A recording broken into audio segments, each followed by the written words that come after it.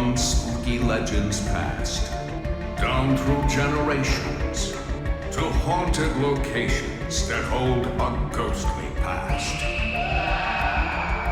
Come one, come all, come finders and seekers. Hear the creepy side of NEPA.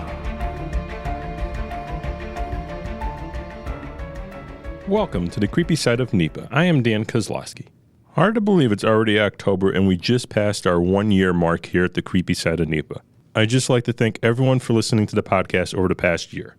Before we get into tonight's episode, I'd like to announce 2 new features the Creepy Side of NEPA has available. The first is the Creepy Side of NEPA Sightings Map. This is an interactive map available at WNEP.com.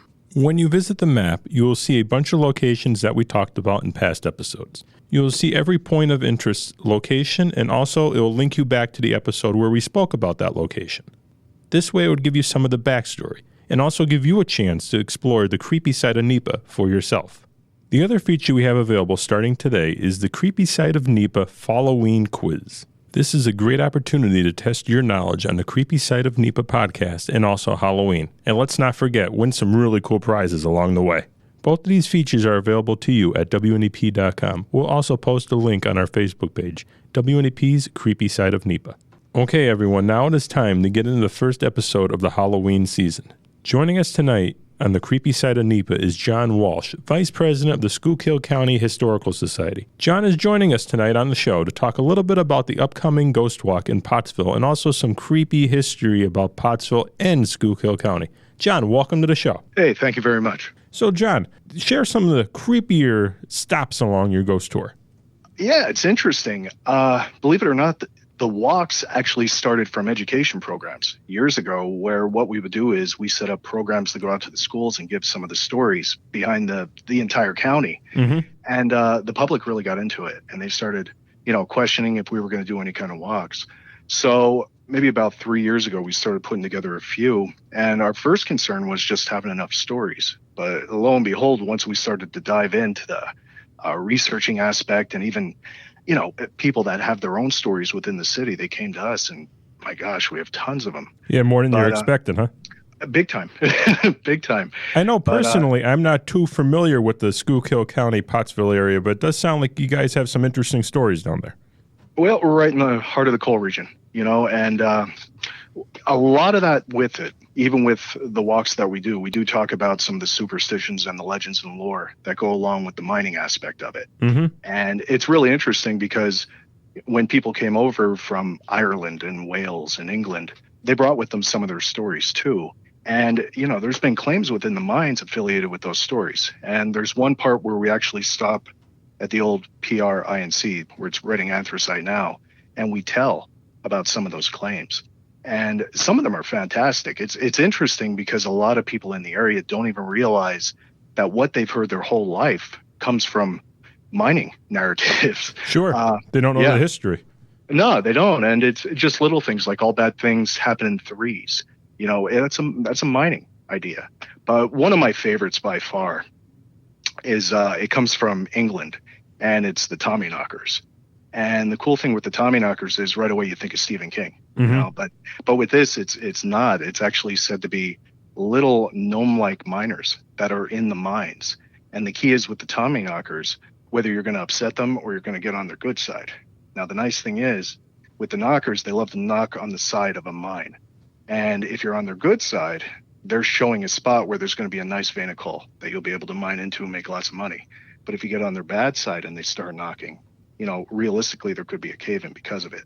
But the key is when you're within the cave, whatever you don't want to do not whistle, because all that does is upset them.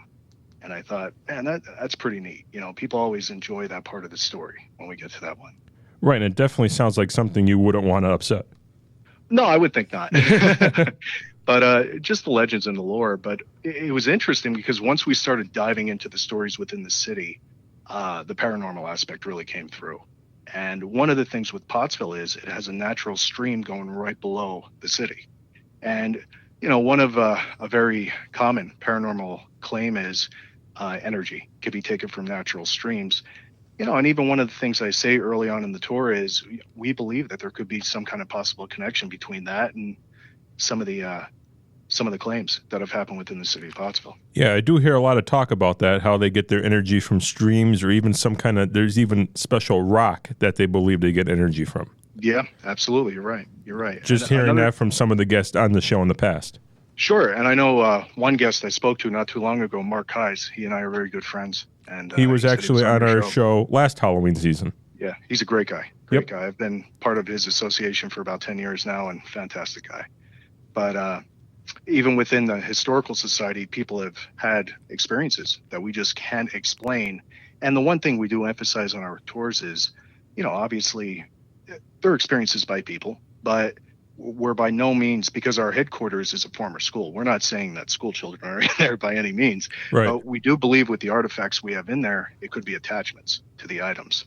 And we have everything from, a dress that was worn by a citizen of Pottsville at Abraham Lincoln's funeral, all the way to pieces of the rope that were used the day the Molly Maguires were hanged.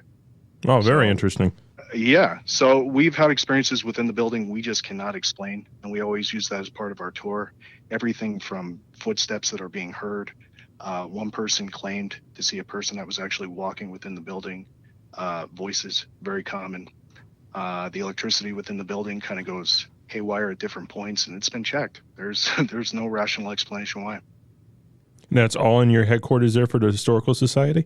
No, that's our starting point. And one of my favorite stories to begin with every single year is a good old-fashioned curse by the Pottsville Maroons. Of course, the Maroons were the 1925 NFL champions, and the title was taken away from them. But it's said until the Pottsville Maroons regained their title, the citizens of Pottsville put a curse on, then it was the Chicago Cardinals, now it's the Arizona Cardinals. And it's kind of interesting because the Cardinals have never won a Super Bowl. They've been in one, and they were defeated by Pittsburgh, who was a firm advocate for the Pottsville Maroons, but yet a curse has been placed on that team. And it's believed that the curse will stay there and they won't win a championship until Pottsville receives their NFL championship from 1925. Wow, and they never won a championship. No, they haven't won yet. There was, 1947. It's almost a perfect story. No, they did get one in there, but by far they have the most losses in NFL history. But kind of cool because that's a segue right into the old Maroons Bar and Grill that's at the end of town. And there have been many sightings of at least 4 spirits, they say, within that building. Former owners have had things moved and missing. They've heard things dragging down in the basement. And they actually brought a medium in about maybe a decade ago. And the medium claimed that there were 4 spirits. 2 of them are women from the late 1800s that are dressed in Victorian garb. And they can actually be seen ascending and descending a staircase within there. And the other one, she referred to them as the pranksters, and they're the ones who move things around. So unfortunately, it's closed right now, but we're hoping it opens up very soon. Yeah, is it just closed because of the pandemic, or do they close down as a business recently? They did close down as a business. Okay. And that's unfortunately, that has happened in Pottsville. But the one thing I think you have your share of that in just about any town, to be honest. Absolutely. I mean, it's trying to revitalize itself, and the people that are affiliated with it are doing fantastic. Good. Yep. But even within the city, when we start walking through, it's kind of cool because we always point out different businesses that have had experiences or claims within them. One of my favorites it's called Bake Shop Number 6. It's on the main drag on Center Street. Mm-hmm. And the 2 people that own it right now, their name is Patricia and Brian. They're wonderful people, very, very welcoming people. But they started having experiences within there right away. And it's interesting because the building's very old. It was built in 1880, and it's been used for many things over the years. But by far the most famous occurrence within the building, it was Pollock's furs for many years. And it's an interesting tidbit because Pollock became very good friends with Muhammad Ali, and he actually sold him the ground for his training area up on Sculp's Hill. But when Brian and Patricia went in, they started noticing very odd occurrences right away. Things like they would hear footsteps upstairs, and they would run up, and of course no one would be there. They also noticed that they had a light at the top of the steps that led down to the basement. And anytime their children were around the light seemed to illuminate light brighter. But yet when they would walk away, it would kind of dim down a little bit. In addition to that, Brian has been in there very, very early in the morning. And one time he was putting pans behind him. He was kind of just placing them as he was taking them out of the oven. And just haphazardly throwing them behind him. But yeah, when he turned around a couple minutes later, they were all stacked perfectly neat, in a row. And Wow. by far, and it can explain. I know. He also had a claim that a handprint appeared on one of his tables, and there was no one in the place except for him. And it was just like, when you get that moist handprint, Yeah. and someone's there, and he just looked down, and there it was, and it just dissipated. But the best one that I've heard there was there was a patron that was driving by on a Sunday night. And as she drove by, she kind of looked over at the bake shop, and they have these beautiful windows, and they have a wonderful setup with, a table all decorated. Mhm. And she noticed Patricia in the window, just, decorating things for, I guess, the next day to get ready, putting a tablecloth on. Unfortunately, the woman was in a rush, so she couldn't stop, and she continued on. But within a day or two, she stopped in the bake shop just to say hello and apologize that she couldn't stop and say hello that night. And Patricia kind of looked at her, odd, and she wasn't there. So the interesting thing is there has been an entity seen within Big Shop 6, and, it's a woman that wears Victorian garb as well. Very interesting. They are actually my favorite stories when you actually see an apparition there in the building or on the property. Yeah, and that I like telling that story because the one thing with Big Shop 6, if you've ever been in it, it's the most welcoming, warm location in Pottsville. I mean, it's just a wonderful place. The people are wonderful, and they've never been scared. Like if they know someone's in there with them. There's no doubt about that. Right. It isn't like an evil presence. It's just they're just sharing their building with somebody. Right. But in addition to that, we start going up Monotongo as well. And, even Yengling Brewery, a couple of years ago, they invited me in to give a tour within there. And they've had numerous claims, especially down in the brewery underneath where the caves are. Because in the 1830s, miners were hired to go in there and actually dig out caves. It took about 10 years. And they used it to store their barrels of beer and let them ferment. And, everything was nice and cold down there. Right. They actually have a naturally occurring stream within there too, so you have a connection with the energy. And some of the claims in there are unbelievable. Some people have claimed to see former workers walking around in the caves. Shadow people are said to be within there. There was even one claim where a family went in for a tour, and they had a photograph taken towards the mouth of the caves, going towards the main door. And when they had the photo developed, they looked, and there was someone kind of standing behind, and they didn't remember that person being there. So they kind of hung on to the picture, and they came back to Pottsville a few years later, and they showed it to a person in the tour in the shop. And when they saw it, they were floored, just staggered back, because the individual looked like Dick Yengling Sr., Dick Yengling's dad. Oh, wow. And the interesting thing is he died in 1999, but the photograph was taken in 2003.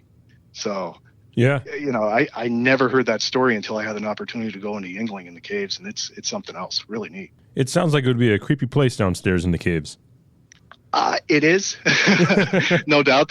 They bricked it up during Prohibition, and they opened it up for the public for the tours and everything now. But yeah, they have some wonderful stories. And even the mansion up above is said to have a lot of activity within it. That's one good thing about this area. There's a lot of history and a lot of older buildings, which seems to sort of attract the hauntings or the ghost sightings and stuff like that. Well, and you know what? Even Yengling, I mean, I'll be honest, they have a wonderful reputation. They treat people extremely well, and they always have. They're wonderful for the city of Pottsville. And it just seems like people don't want to leave, whether they're alive or dead. You're right. Kind of hanging on. But yeah, they're very nice, very welcoming. It just seems like they enjoyed it, like you said, and just don't want to leave. Yeah, they're content, and it's a wonderful beer. Why not hang around? I can't argue with that. But yeah, we go throughout the city. One of my one stop that we actually started last year was the Charles Baber Cemetery. We had an opportunity to go in on a trolley tour, and the people who take care of it granted us permission to go in and tell some of the stories. And the Baber Cemetery is something else. It's beautiful. It's very big. At one time, it actually had it was almost like a huge lake at the base that people would go. And even though it was a cemetery, they would bring their families, in the late 1800s, and they would enjoy a day fishing, or if it was cold, they would go out ice skating and everything. But there are claims, several, odd claims within the cemetery. One was actually documented in the newspaper in 1865 of a specter that was seen walking along the roads.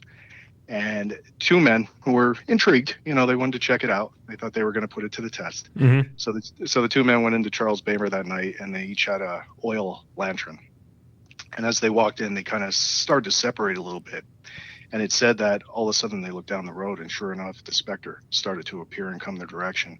And it got within 15 feet of them.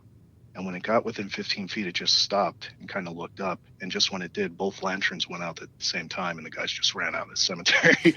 So that would cause enough for me to run out. Let me tell you. I don't blame them either. No, but there's still claims every now and then. People have claimed to see things within the cemetery, and we take people in, and it's a good time telling the stories within there. Yeah, especially since you have that background of the actual news publishing that story back in the 1800s. You have that little bit of story to fall back on. Sure, absolutely. And that's one thing we try to do with most of our stories that just aren't oral tradition. We try to back it up with newspaper claims, and even detail-wise. We want to try to give as detailed stories as possible to make the experience more fun for everyone. And the research is, I always joke around. I say I study harder for these tours than I did all through college. I mean, it's ridiculous, the amount of information. And we try to memorize everything while we're doing the tours, just to make the stories more colorful, so that the people could enjoy them. Now, are you the tour guide, or do you have other tour guides also? I did it all the first year. We actually have, luckily for me, 3 other tour guides this year. We have a gentleman named Jim, Steve, and our president, Jay. And Jay's going to be within Charles Baber. And then Jay and Steve are going to be kind of communicating with each other and going between. We have 2 other tours, the Gallows Tour, which takes us up to the prison, which I'll tell you about in a sec. That's my favorite spot by far. And the other one is the Guinea Hill and Bunker Hill Tour. And that's where Yengling is, over in that neck of the woods. So you guys just don't have one tour. You actually have 3 to offer? The very first year, we only had 1, and we just kept expanding.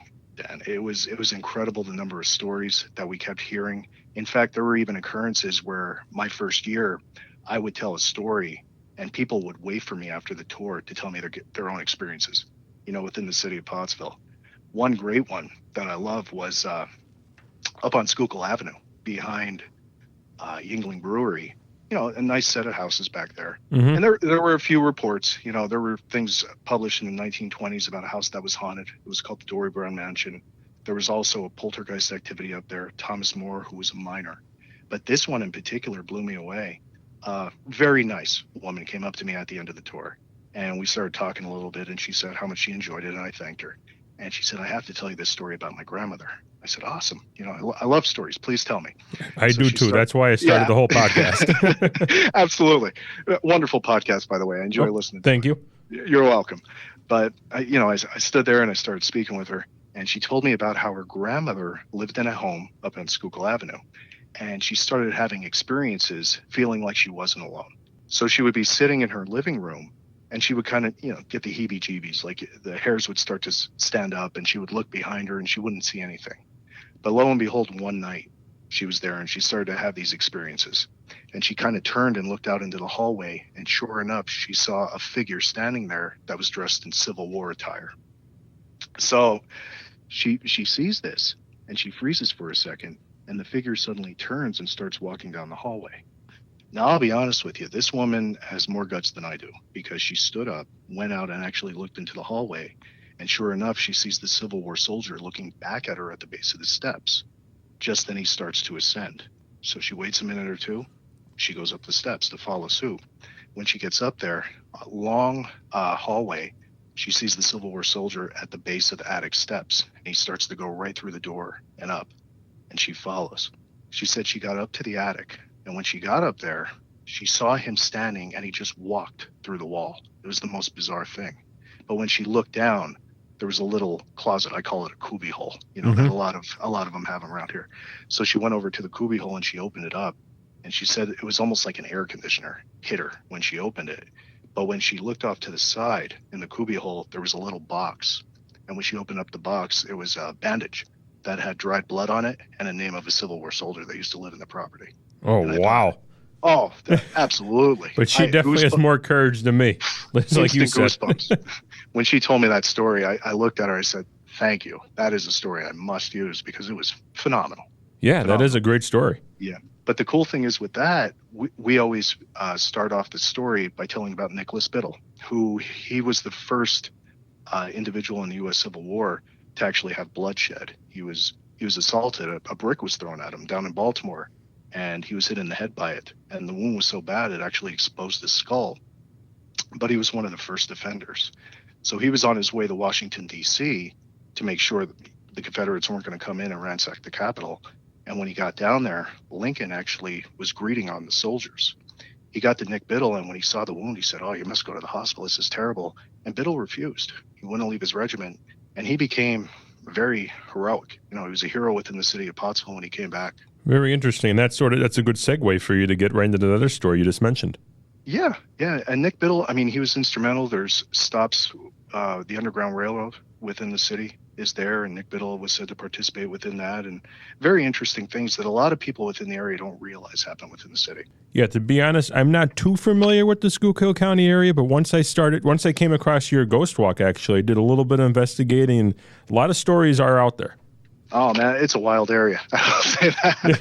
But there are a lot of stories. In fact, when I first started this, like I said, it was an education program, and it was kind of cool because once we started the actual haunted history tours, we could get away from the G and PG, and we could go a little bit more PG-13 with the stories. Right. But it's amazing. Everything, Muhammad Ali's campground that just reopened not too long ago. Mike Madden, invested in it and opened it up for the area. That's said to have many experiences. And the one person in particular that said to still roam within the campground is Drew Boondini Brown, his trainer. And Boondini is best known because he actually coined the moniker "float like a butterfly, sting like a bee." And they were very close, Muhammad Ali and Boondini. And it said that Boondini could still be seen walking throughout the campground. And it might be, like you mentioned earlier, a place that he just enjoyed so much he didn't want to leave. Yeah, absolutely. In fact, within the gym, people have made claims that you could still hear Boondini kind of cheering on Muhammad Ali with the training. And there was even a claim when it was a bed and breakfast, there was a husband and a wife that were staying in one of the small cottages that are there. And it was mid-June, early July, and they kind of woke up one night because it was freezing. And his wife woke up first, and she kind of looked at the base of the bed, and she saw a silhouette of a man standing there. Now, she was horrified. So obviously she started elbowing her husband to get up, see who this guy is. And he, sure enough, opened his eyes, and he looked, and he saw the same thing. And when they went to turn the light on, the silhouette was gone, just disappeared right in front of them. And the claims are Boondini is still walking around. Very interesting. And in fact, just to have a little bit of a backstory to know, or at least to suspect who it is. Right. Yeah, absolutely. And for those people that have never been to the campground, it's incredible. They did a wonderful job. It's very welcoming. So definitely check it out. If you love boxing, if you love history, or if you love ghost stories, you win on every aspect there. Can't go wrong. It's a perfect place. There you go. Another big one within our area, a lot of people don't know about, is Penn State Schuylkill, believe it or not, has had tons of experiences there. And the reason is the area was originally the Schuylkill County Insane Asylum and Almshouse. And there have been numerous stories, that came out of there. People and students are still having experiences within on campus. But the most famous ones by far, when the Insane Asylum was still there, it was called the 1913 building.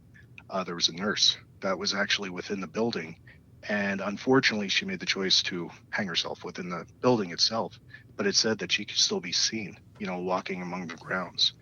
Another one is the monks have been seen. There's a nursing home, and some people have claimed you could see these dark shadow figures going throughout the nursing home. And even nurses that have worked there have walked by, and they kind of like glanced in a room, and they claim to see a shadow figure standing there.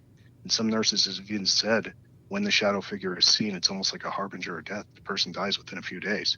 Sadly, of course. And electricity-wise, they're always having problems with their phones and lights and all kinds of stuff. And, it's interesting because I did a presentation in Schuylkill Haven maybe 2 years ago, and a woman who worked there actually stopped me right in the middle of the presentation, and she said flat out, "That place is haunted." I've had my own experiences. So you have more stories to back that up, and especially since that lady came forward to you. Yeah, absolutely. And that was Penn State Schuylkill, you were saying? Yes. Yeah, they've had a lot of experience. In fact, 3 of the buildings that are still on campus were there during the time of the Insane Asylum and the Almshouse time period. They were actually given to Schuylkill County and Penn State in particular for $1. And there were 6 buildings at the time, but unfortunately 3 of them were pretty dilapidated, so they knocked 3 down. But the 3 they kept up are still used today. And one is the admissions building, one is a classroom, and I believe one is a storage shed. So they were actually part of the asylum. Yes. Yeah, they were part of it. That sort of gives a creepy factor right there. A little bit. Yeah. I mean, I've even heard stories. A person at work there told me that he was working a night shift cleaning the one time, and he kind of looked up, and at the end of the hall, he said he saw a little girl kind of peeping around the corner. And, right away he thought to himself, my God, someone's in the building, and he ran down and there was no one there. So they're having some odd experiences on Penn State Schuylkill. Yeah, it definitely sounds like it. And especially since it was, like you said, an asylum, that just gives it a little bit of the creepy factor right there. Yeah, some unfortunate stories. When it was an asylum, unfortunately, people weren't treated the best for a time period where the state actually came in for a while. And very sad stories, but definitely give some credibility to the claims that have been made by people as well. Of course. Yeah. Now, you're mentioning that the ghost walk is actually 3 different walks. All the stories that you mentioned so far, is that sort of like the main walk or the first walk? Well, the way we did it, we have enough stories now throughout the city that we almost sectioned it off. Okay. So, for example, the one tour that we're doing, the Guinea Hill and Bunker Hill tour, it starts at the Water Authority, and you go past the Necco Allen, and the main attraction of that tour will be Yengling. We'll talk about Yengling and the experiences, and even up above in Schuylkill Avenue, because we tell the story of the Thomas More poltergeist, who said that he actually brought a ghost home from the mines, and they had an experience with it where the poltergeist was so active, his wife, Mrs. Moore, became so upset, she took a gun in one night to the room that was next to her and was ready to shoot whatever was there. And when she came back, she laid down and put the gun on her nightstand. And within 15 minutes, she felt very cold, and she opened her eyes and looked. And sure enough, she saw a specter standing at the base of her bed. And just then the gun went off and struck her in the ribs. And the sad thing is, she died several hours later. She told her husband the story. She died in the hospital, and she left behind 7 or 8 children from it. But that's the main part there. We talk about Old City Hall, where there's supposed to be spirits dwelling within there. We talk about the Great Pottsville Fire, and even John O'Hara, the famed author. We have some stories more along the lines of mysteries than paranormal. John O'Hara, as far as we know, is not in any of the buildings right now in Pottsville, but we know some of his articles are missing. And even the mysteries sort of just fall right into this category. It works out well. But that's one tour. Our second tour is the Gallows Tour, and that one actually starts at the Historical Society. We walk down the main part of Center Street towards Market Street, and on that we tell tales of the Molly Maguires and spirits that are said to roam within the Majestic Theater. We have Bake Shop 6 that I told you about before. Mm-hmm. And one story we're going to have this year is Peter Spiralis, and it's more along the lines of a murder story, where he murdered a woman right on Market Street. He stabbed her to death, and he actually went to the chair in Rockview not long after. But then we come up 2nd Street, and the main part of that tour by far is the prison. And I'll tell you what, Dan, if there's one place in Schuylkill County that's haunted, it's the Schuylkill County Prison. There's no doubt about that. I've heard so many claims by people that have been in there, not just inmates, but also right. People that work there. But, within the prison itself, it's been there since 1851. And wow. There's been 17 executions within the prison from hangings. And of course, the most famous are the Molly Maguires. There were 9 Mollys that were said to be hanged there. And the experiences and even the stories that come out of that location are just eye-opening, to say the least. Especially a building that old must have some interesting stories for sure. It's on the historical list. It has the markers. So the outside of the building and the main part of the building has to be left alone. Now, the prison itself is brand new, the prison, because it's still an active prison. But the experiences that people have had in there, even today, just blow me away. I know even the first execution that took place there was March 24th, 1875. Joseph Brown, his name was. And Brown, when he was killed, no one claimed his body. It was a terrible murder that he did, a double homicide of an elderly couple. So no one claimed the body. What did they do? They cut him down and they just buried him right in the courtyard of the prison. Wow. There's no documentation at all that he was ever exhumed. So there's been some interesting stories there. And it's said that ghosts walk within the grounds. That would be good reason right there for one. Absolutely. Yeah. And even the Mollies, those stories that come out there, they have a dungeon that used to be down, below the prison. And it was said that the Mollies were actually chained down, to their stomach on the floor. and they were left there until their execution. And the story of the executions are unbelievable. But where the dungeon was, there's some guards that say, "Oh, that's the last place I want to go. If I don't have to." It has that feeling like someone's in there. And I've even heard one story where a person was walking out and kind of looked back, and he saw two eyes just staring at him. So some really weird occurrences. Yeah, definitely not a place you'd want to stick around too much. No. Maybe that's the macabre side of me. I find it interesting. I do also, but still, Yeah, if I turned around and saw some eyes looking at me, I don't know what I would do. I think I might be with you on that one. I'd get out of there. So that's mostly the gallows tour you're talking about. So there's one more also? Yeah. With the gallows tour, we do give some information about the courthouse. Within the Schuylkill County courthouse, a famous entity is said to roam, affectionately known as Patches. And with Patches, he's said to be the spirit of Amalia McGuire that was wrong within the actual trial. And of course, the trials are very controversial. We don't get into that too much on the tours, but it's said that it's one of the Mollies, Thomas Munley, that has been seen walking within the courthouse.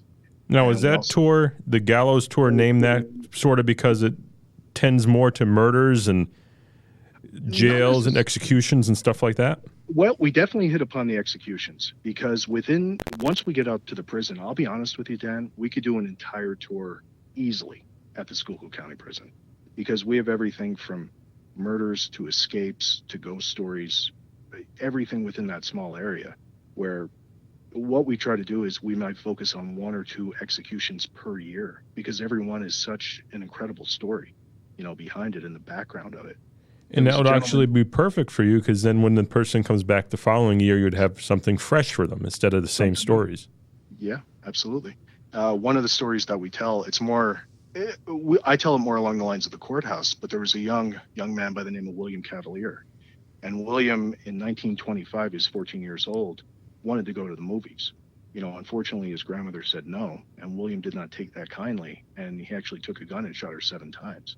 But the crazy thing about this story is he was held right within the Schuylkill County Prison, and he was going to be the youngest person ever executed in the United States.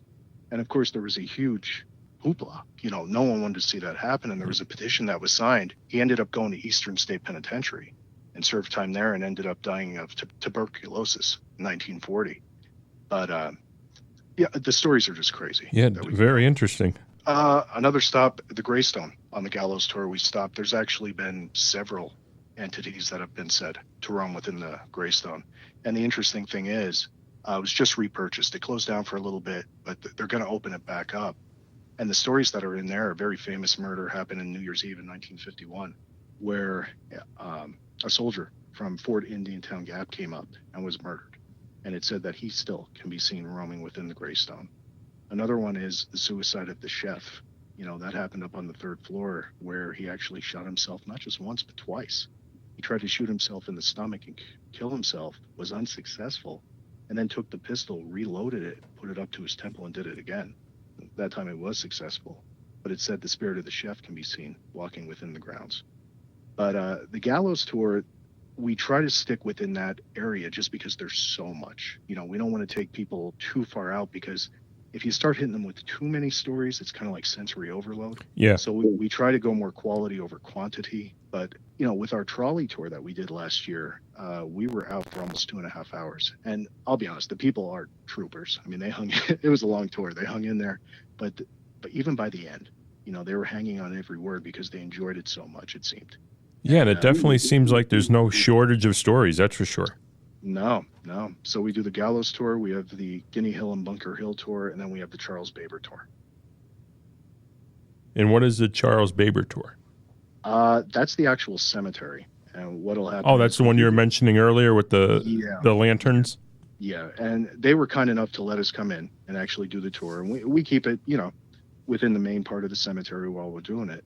But we also tell some stories outside that happen within the vicinity. For example, the Yengling Mansion, not far from there, has had many claims of, they basically say it was like a maid that used to live at the mansion that could still be heard and seen within the mansion roaming around. And she becomes upset if any nails are put in the walls, if an exhibition is going up, because they have all kinds of exhibitions. It's the Council for the Arts right now. and she's been said to slam doors and slam windows and everything within there.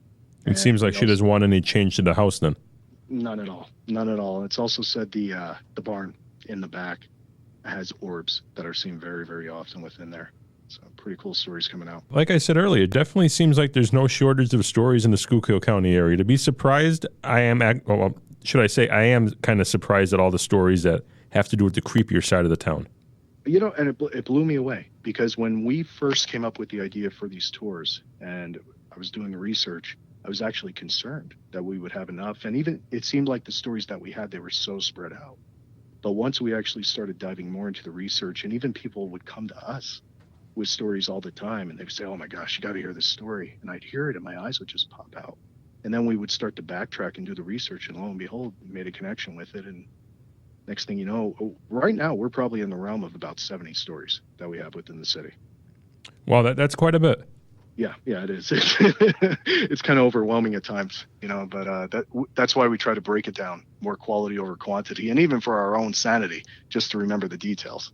Yeah, like I said, we had a couple tours on the show last year. I think we had one in Scranton, and the Wilkes-Barre Historical Society didn't do one last year, but we had the guy who put it together on last year. And it seems like they have one tour. I was kind of surprised when you said this town has 3. Well, that's the thing. I mean, we were able to break it apart. And the other thing is the logistics issue. I mean, honestly, the one thing about Pottsville is, and I always joke around on the tour that I'm not the one who planned the city. Like, you definitely get your steps in, and you're going to be going up hills. You're going to be a little bit winded.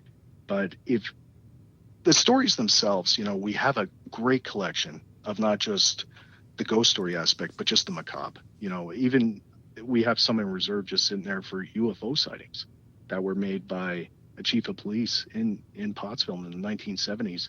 And this is the chief of police that was coming right out and saying, absolutely, I saw something up in the sky. I cannot explain it. He was very adamant about it during that time. And they're the kind of stories we don't even use yet. We have them, but they're in our surplus for years down the road if we need to. Yeah, I'm sure you'd put another tour together or something with them. You could in the future. We probably could, and even if we expand, that we're going to do the whole county. Schuylkill County has some incredible stories. And, it's funny, I didn't even mention the most famous one of all time. It's the Gordon Mountain Ghost. And with that story, it was a murder that took place in 1925, where there was a couple that was walking up on Gordon Mountain, and they saw the feet of a young girl laying under a bush. And when they investigated, they told the police, of course. The police came up and investigated. They found that she was partially burned. About 75% of her body was burned, including half of her face. So it was almost like the Phantom of the Opera kind of look. And an investigation started right away. And for 7 years, they had a detective on the case, but it's an unsolved mystery. They still have no idea who killed this young lady. It's still unsolved to this day? Still unsolved. But the crazy thing about it is ghost claims happened almost instantly. They were actually bringing mediums in from New York City and Boston to find out about these claims. And people even claim today you could still see the girl, walking within the woods of Gordon Mountain. And one of the most famous ones is if you're in a car and you're going up the mountain, the car begins to slow down and stop. And some people even claim she ran across the road. You would see her. So if you ever get bored on a Saturday night and there's nothing going on, you could just drive up Gordon Mountain and see if you have any experiences. Yeah. Now, if someone was interested in coming to one of your ghost tours, when are you guys holding them this year? Well, we're going to have them on October 10th, 17th, 24th, and Halloween, the 31st. Are they Saturdays? Yes, okay. They're going to be Saturday evenings. They're going to start at 6:30. We'll actually have 2 tours running at the same time. So we'll have, let's say, the Gallows tour running during 6:30 and maybe Charles Baber. But we're going to try to stagger it so that way if people are interested in taking all the tours or 1 or 2, they have the ability to do it. So we might do Gallows and Baber one weekend. The next weekend we might do the Ghost of Guinea Hill and maybe the Gallows. Okay. We try to break it up so that way people want to see it. And of course, if the demand is there, we can always add more walks. Of course. And if someone was interested, how would they get in contact with you or buy tickets? Sure. Yeah, a couple ways. Facebook, of course, Schuylkill County Historical Society. We just put up our preview video this morning, and it already has about 1,100 views, on it. So it seems like people are paying attention. They're excited a little bit. You could go on Facebook. You could call us. It's not a problem. It's listed right on Google. If you just do that, you can find our number, no problem. Of course, www.schuylkillhistory.org. And you can go on there and it'll give you the times and the dates and everything you need to know. Okay. Well, I'd like to thank you for coming on the show today and sharing some of the stops, at least on the ghost tour. Yeah, thank you very much for having me. I really appreciate it. You're welcome. Thanks again. Okay, you're welcome, Dan. Thank you for joining us tonight on the Creepy Side of NEPA. As always, if you have a story or an idea for the next episode that you would like to share with us, email us. Our email address is ghost@wnep.com, or you could also reach us through our Facebook page, WNEP's Creepy Side of NEPA. I also hope everybody takes a minute to check out our new online map and quiz available at WNEP.com. Until next week, enjoy the Creepy Side of This NEPA. has been the Creepy Side of NEPA.